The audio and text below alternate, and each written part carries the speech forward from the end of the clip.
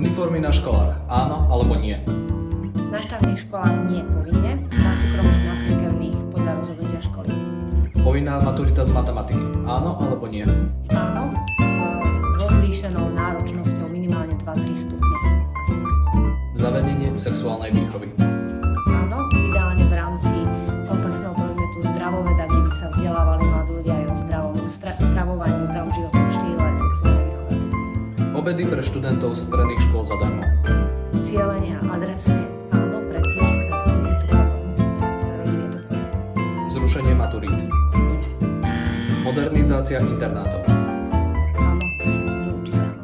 Štipendium na štúdium aj pre študentov stredných škôl. Áno, tam, kde to dáva zmysel, keď študent potrebuje dochádzať do väčšej vzdialenosti a sociálna situácia rodiny by mohla byť pre neho bariéra vzdelávania, takže áno, cielenie adresne áno.